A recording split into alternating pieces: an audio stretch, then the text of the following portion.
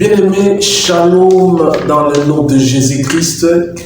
Tika ete nzamba mona bino bisikano sobozali bino ba bomesana kolanda biso na kati ya chaîne na biso école des disciples na canal na biso Peniel TV. Tika ete nzamba mona bino bato balanda biso na groupe News ya Denis Kayenge nzamba mona bino bato balanda biso na losambo ya ba mama nzamba mona bleska bozali pe bandeko balanda biso na ba groupe nyonso yo ba partageaka matin na biso nzamba mona bino bisikano sobozali toza école des disciples skani toza bote ya Yesu mokonzi na biso oyo andima ekomema bolamu na biso tokoma ba oyo tozali nzamba komona bino bandeko nyonso bazokomante bandeko nyonso baza koapuye biso na kati na chaîne tika ete nzamba mona bino bisikano sobozali topesi lisusu mbote na apôtre Sumbula esika azali topesi mbote na mama Florence, pasteur Johnson,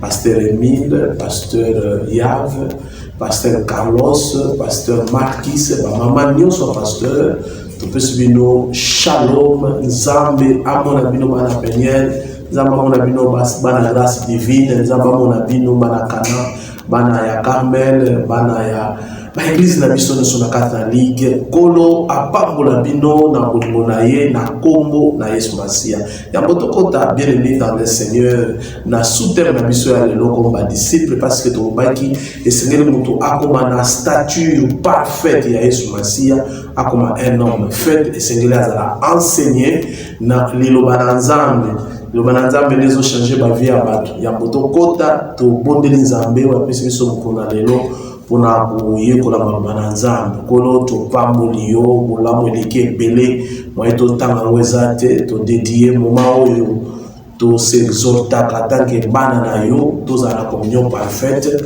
tika ete Nzambe ozala ensemble na biso bao bazolanda biso sikoyo bao balanda biso après kolo mona bango ezaka liloba na Nzambe nde ezochange bato eza eloko mosusu to echangeaka bato soki moto ayoki Nzamba bongwani pe akomi mwana na Nzambe Bible elobi akomi na maboko na yo pe akomi ko appartenir na yo yango totomboli munene na yo na kombo na Yesu Masia. Encore une fois shalom shalom na mabota na biso shalom na ba famille na biso na bandeko na biso nyonso toyebani na baninga baobalanda na biso na ba Facebook baobalanda na biso na YouTube baobalanda na biso na TikTok Nzambe amona bino bisikano sobozali tika ete Nzambe ama Nzambe abolingo apambola ba famille nyonso toyebani nango kolo amona bino lelo toza na sous-thème surtout partager lelo thème na biso ezali la famille chrétienne. La famille chrétienne bien aimée, les familles oyo ba décider famille ba komi bana Nzambe. Mutu nyonso azali kokoma mwana na Nzambe azali ko partenir na famille chrétienne oyo tobengi yango libota na Yesu Masia libota oyo endimi kosala volonté na Nzambe. Mais yango tokota na mama ya likambo ya thème na biso tolingai toyebana famille chrétienne ezali par définition la famille chrétienne oyo famille saine est une famille qui respecte le principe biblique. Famille, ils ont respecté le principe biblique, c'est-à-dire l'amour, le pardon, ils ont respecté le principe biblique, ils ont le principe de la Bible, le principe de bolingo, le principe de limbisa, le principe de communion, le principe de respect, le principe de bolada, le principe de se comporter le monsieur bateau bakoti na kata makamwana, ndeto zomema mamango famille biblique. La famille chrétienne. Donc chaque membre comprend et remplit les rôles que Dieu lui a donnés. C'est-à-dire quoi bien aimé dans le Seigneur. Nakati na libota tata zana rôle ou azosala, mama zana rôle ou azosala, bana pe bazana rôle ou azosala.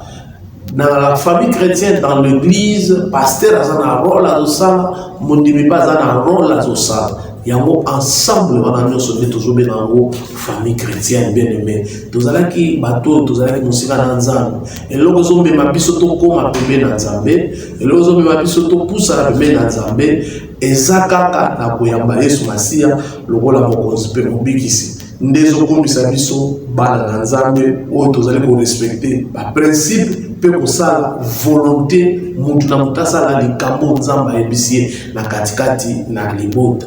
Famille chrétienne et vous la famille ya batu ebele basangani minoko ebele qui peut coloter ba ko sangana ba ethnie et ko sangana à cause ya komba Yesu Masia.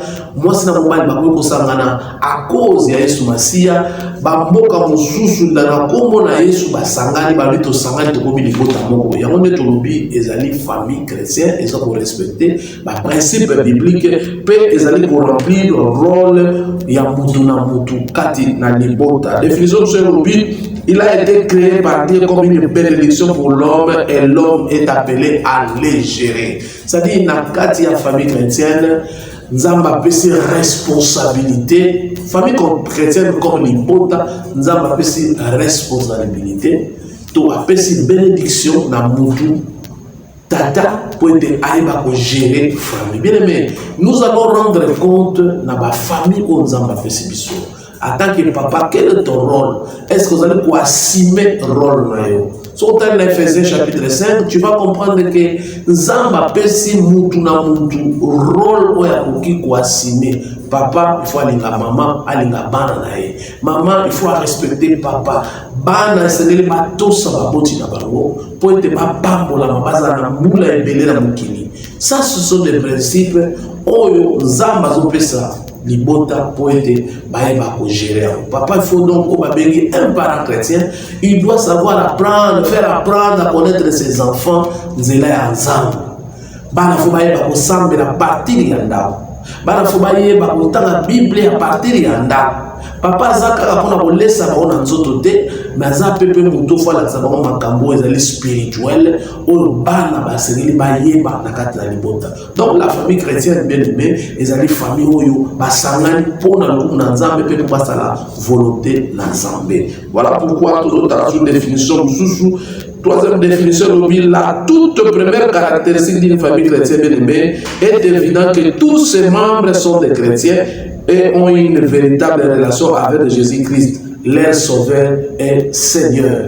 Bien aimé dans le Seigneur, Paul Ibota a caractérisé les campagnes de ce gloire baete batunyo so barona kati ya famille de famille chrétienne et c'est bazala ba chrétien o bazondi mela Yesu lokola propose be mobikisi bakozala te ke bandimela banganga to be ba famille chrétienne te na landa ka point d'accord de former la mutumo ka saleli kambo batuni oza chrétien lobi naza chrétien pendant 12 ans mais azako vivre na zela ya banganga azako vivre na botila baninga poison azako vivre na boboto la bibala baninga azako vivre na solution ko panza baninga sango azako vivre ko le pine na kat na nzoto na mutu wana za famille chrétienne mais muto ba beli famille chrétienne ou azana kat na famille chrétienne li kamwali mozofu azana chrétien c'est-à-dire quoi andi même Yesu comme le Seigneur est sauveur dans sa vie. Yesu azako agir pratiquer les places à tambusaye. Yesu a fait des quatre na bomo ina yako miko contrôler vie na ye. Ne lo lenge ya bateau to be ba famille chrétienne. Cause la chrétien ezaka ka commoter pour na ya l'église na famille chrétienne. Cause la chrétien bien aimé dans le Seigneur, ezali vie mobimba o Seigneur mo doit vivre, mo doit comprendre, mo doit zala na bien te ngai na komi boy, na komi mo Christ na funa ensemble na ndima Yesu lokola mokonzi pe katikati na biso na muto abengi Yesu kati na bomo na ye bien aimé dans le Seigneur bateau babengi ba chrétien.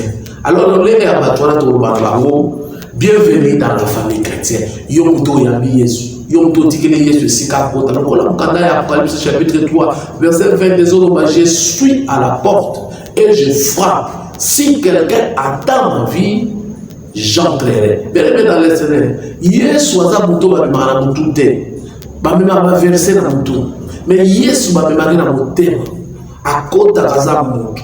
A dirija kazwa ka sika. Soki akoti avandi na kata bomo na yo. C'est alors na ko souhaiter bienvenue na kata na libota oyo ya bana na nzambe. Obandi une nouvelle commencement, une nouvelle vie où ils ont memayo au commandement nzambe. Ils ont la procédure, ils ont la processus. Kaka au côté de l'eau, l'eau kaka babo chrétien ils ont la procédure où Seigneur yo la na malembe ndenge na kotambola na Yesu. Yesu na ba étape ba tambola na ye. Soko boti mwana maramongo mukolo na mandefu obenga ye lima na nzela nzambe pesa nde mwana beneme na le Seigneur. Na nzela nzambe fumana na kozala bébé obandi komela miliki obandi kokoma malembe babando kopesa mwa fufu ya pete malembe timu kolezalo kolia kwapa timu kolezalo kobuka kokuba timu kolezali yo poko sombela mutu mosusu babanda kosombela yo pe okosombela mutu mosusu yango Bible ezoloba na biso na sujet ya vie chrétienne que esengeli to grandir kati na Yesu Masia ezali processus malembe tolobi ekozala malamu, c'est-à-dire quoi mikolo na mikolo okoluka olesa moto ya kati po ete moto na kati akola soki moto na kati azali kolia te soki tolesaka nzoto po tozwa makasi soki tolesaka nzoto po tokoma na sante ya malamu, c'est-à-dire biso mpe esengeli tolesa Yesu Masia oyo akoti kati na biso tolesa nzoto spirituel nzoto ne kolia nini na ndenge ya kozala na kati na relation na Yesu Masia nde tokomona progrès na biso kokende na lombangu mpe tokokoma mayele ya kozala bana nzambe. Bien-aimé, tolingai tolobela ba étape nini oyo moto asengeli aleka po te atambola na Yesu Masia malamu. Yesu sa akoti kati na yo. Mais il y a des étapes à marcher. Il y a des étapes de la marche à Christ. Vous allez brûler par étape. Il faut y avoir une étape où moi, je vais aller pour l'étape où moi, je vais faire ce foufou. Étape où il faut faire un ça. Dans une personne qui a milité, n'a pas ça peut mal.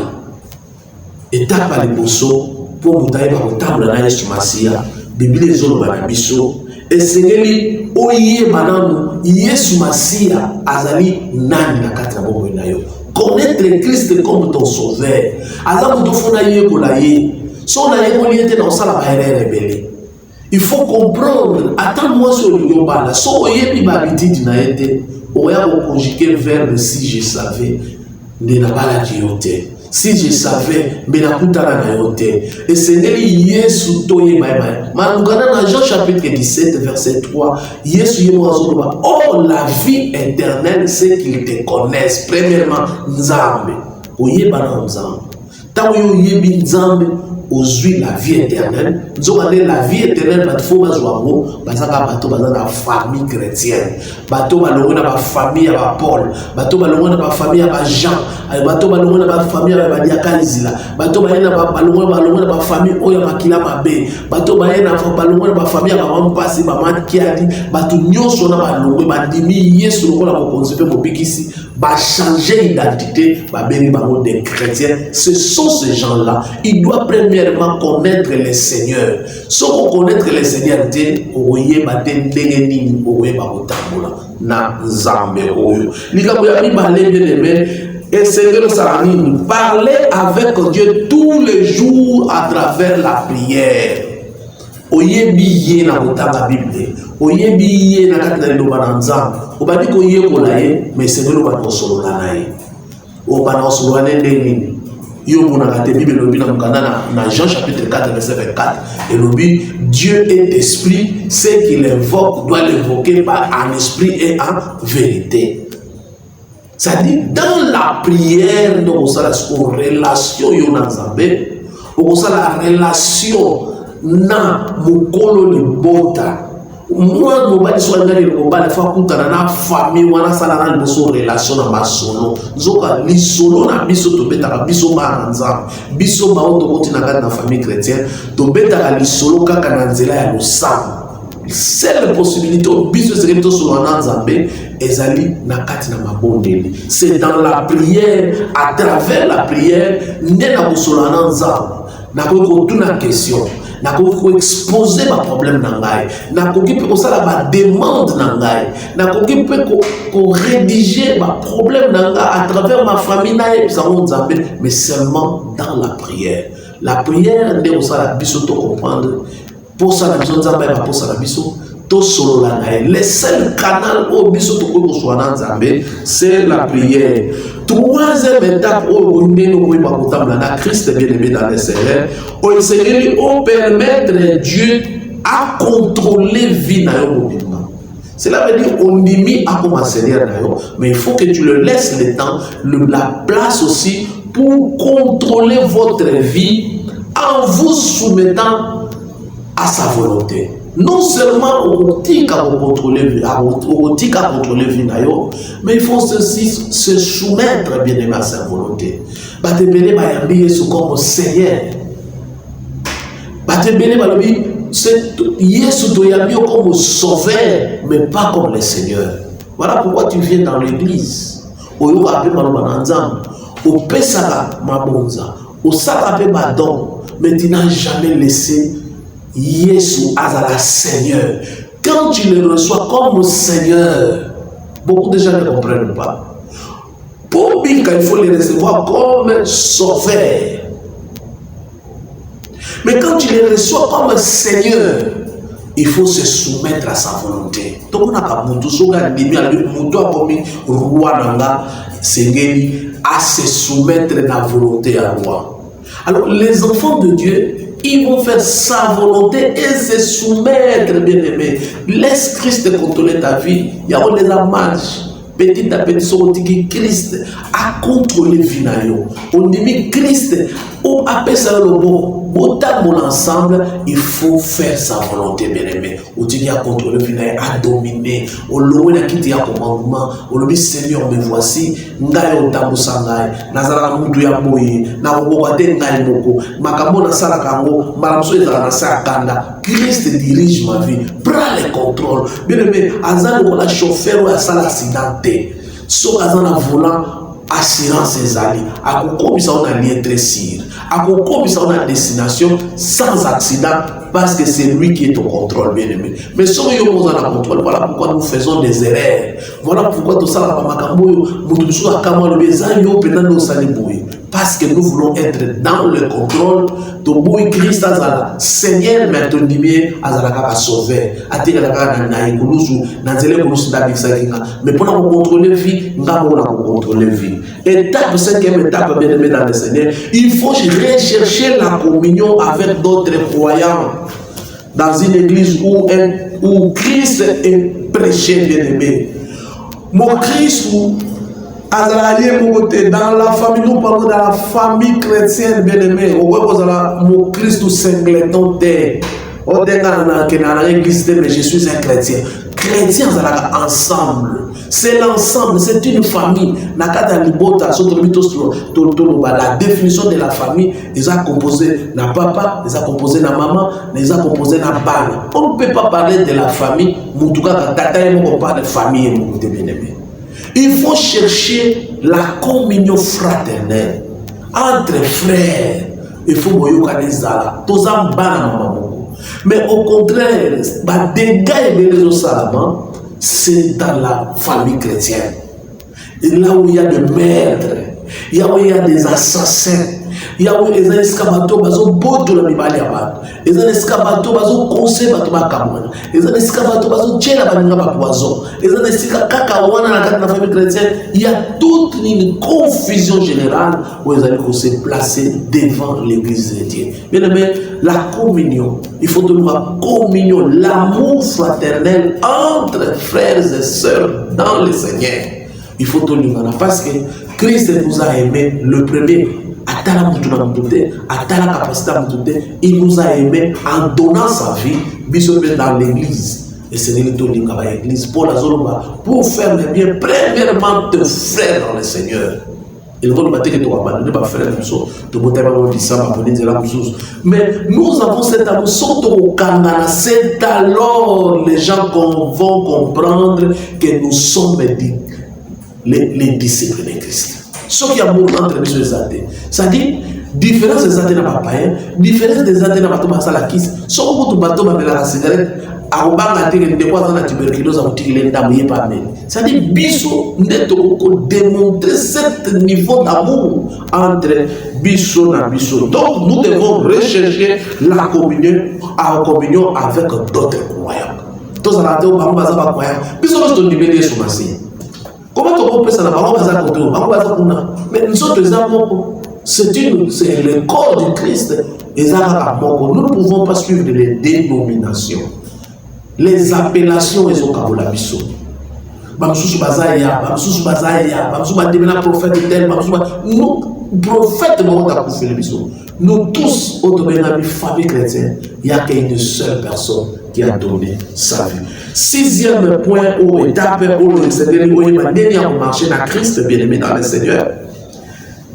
Dans la septième étape, faites connaître votre nouvelle vie par votre amour et l'intérêt que vous portez aux autres. Dieu a changé la vie, mais il faut que les gens voient que nous sommes porteurs d'amour, porteurs de vie. Comment? Aux amours, mais tu t'appelles chrétien, tu t'appelles croyant, tu t'appelles disciple, mais en toi, l'amour est abattu. Ce qui est comme il y a un principe. À tel bon, parce qu'on ne sait jamais. Mais c'est ça, l'amour est abattu. Il faut démontrer cet amour, nouvelle vie autour de nous. Il faut le démontrer par amour. Christ savait que Judas était là, mais il l'invitait à table. Donc il faut que nous évitons la confusion, mais la connaissance de l'amour de Dieu. So Christ est centre à vie. So Dieu est centre à vie.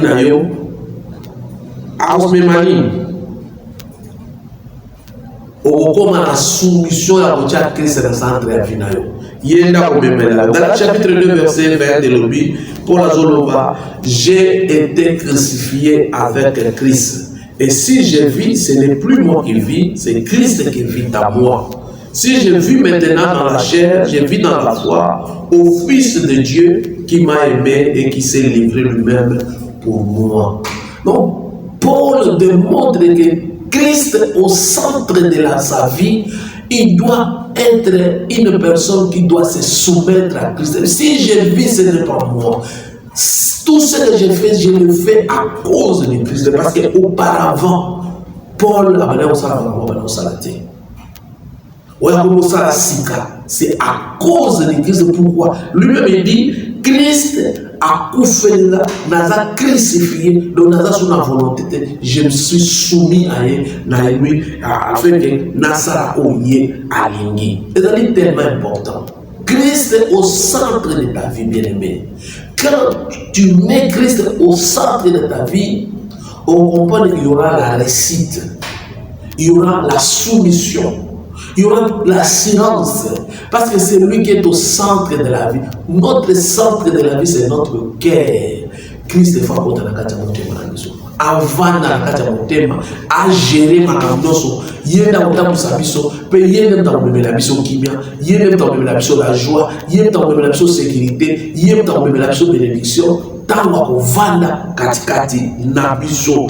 Christ est celui dans le centre de la vie, un ennemi. Pour ceux qui sont dans le centre de la vie na biso bien aimé, donc on a une relation avec Dieu. Dans la relation, à travers la lecture de la Bible. Moïse a dit à Josué, dans Josué chapitre 1, verset 8, il se livre de la loi, ne s'éloigne pas de toi. Tu y méditeras tous les jours de ta vie. Pourquoi? Pour agir fidèlement selon tout ce qu'il est écrit.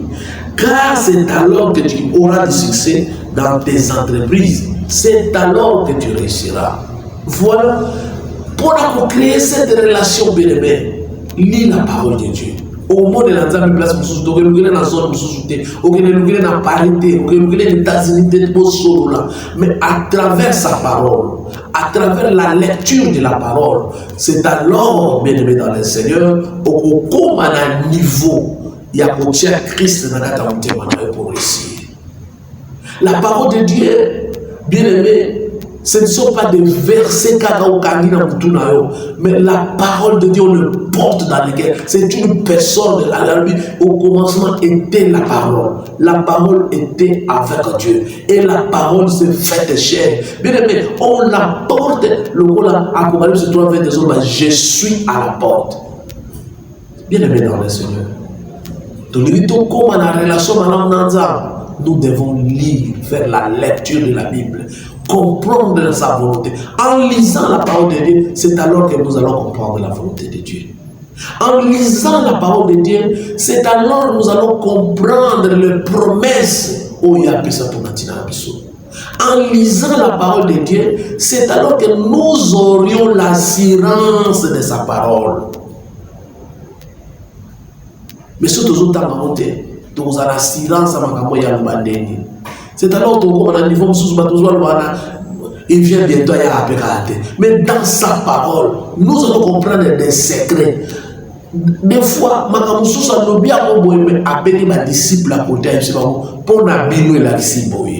on va connaître la vraie signification de la promesse de Dieu quand nous lisons la parole de Dieu.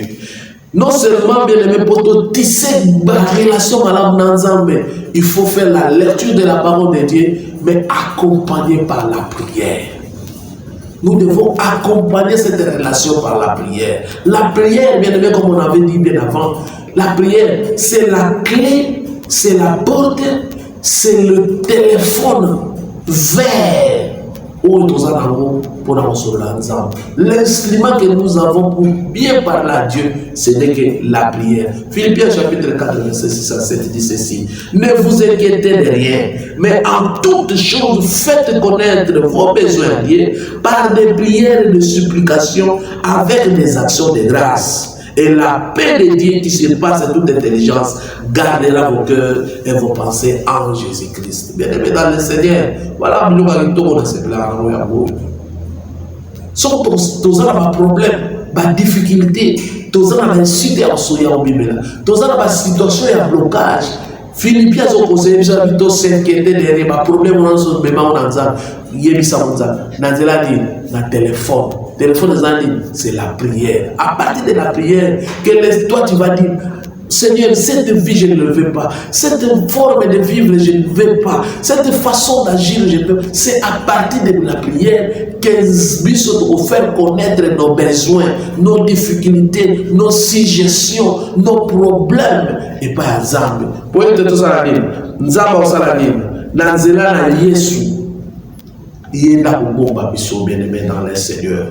Et troisième point, nous avons tout le sous bien aimé, et c'est le la relation ensemble. La relation, mais il y a aussi des gens qui ont une bonne relation dans le Seigneur, même dans le Seigneur, même dans le Kilika, qui ont une bonne relation avec les autres. Hébreux chapitre 10, verset 24 à 25, veillez les uns sur les autres pour nous inciter à la charité et au bon œuvres. Il faut veiller bien aimé, les uns les autres. N'avons jamais exposé n'avons jamais au contraire, je dois veiller sur lui. Je dois veiller sur elle. Je dois lui procéder de conseils pour inciter à la charité, l'amour. L'amour, nous allons être excités dans cet amour et vous permettre de bien aimé, tous à la baoyo, toyebi, zabe malade, et zabe malade, bien aimé.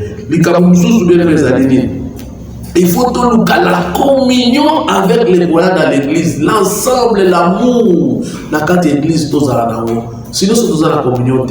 Oh, bazaba tu yakoto, parce que ça va groupe, biso sololaga parce que tous à tu yakoto, biso to lobanga pour to manga, baona biso to lobanga pour to ba portugais, absolument lui on a biso to lobanga pour biso to salanga, tous à la ensemble biso de nous devons avoir une relation où ils ont permettre biso tous à la ensemble. Le cola Matthieu chapitre 4 trésor bana biso pour la chrétien, pour la païen biso to ça bien aimé, nous devons faire quoi? Il leur dit: suivez-moi, je vous ferai le péché. Non. Donc, nous sommes des pécheurs. Nous devons aller prêcher les païens pour être tout le monde. Tout le amour, tout le que nous sommes dans la famille. C'est à nous, bien aimés. Ces gens-là viendront, ceux qui m'ont dit que ces bateaux, bateaux, vivre dans la communion. Parce qu'on vivre ensemble. La Bible dit, dans ma première croyance, dans ma première chrétienne, ils étaient ensemble, ils mettaient tous leurs biens ensemble pour pour nous kabola na balinga to yebi l'histoire nani to yebi ba de belé ba teka ba terre to yebi ba de belé ba teka biloko na bango pied des apôtres pour l'église bien-aimée dans le Seigneur. Voilà pourquoi nous devons avoir une famille chrétienne où ils allaient représenter Christ au centre de sa vie. C'est-à-dire, dans la famille chrétienne, ce n'est que l'intérêt de Christ des allés comprimer. Bien-aimé, Toshite, Nzambe na biso pour Nabino, soit après sa vie, soit encore une fois. Dans la pousse à la soupe Bino, pour nous même soutenir pour nous l'aide sa bino attaquer les disciples à Yesu Masia, bana ou bandimete bala na Yesu pour la construire mon bikisi. Zamba mon abino bien-aimé, partager vidéo, publier vidéo na Facebook na bino pour être zambe na biso sur le groupe de bonsoir là dans un canal na yo avec au big ça peut changer comportement ya aux la disciple.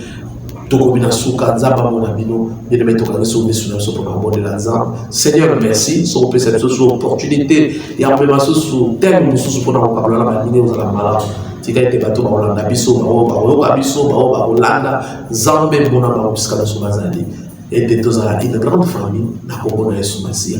Partagez vidéo bien aimé dans le Seigneur. Zambé na biso bona bino to komina suka Zambé apa bona bino.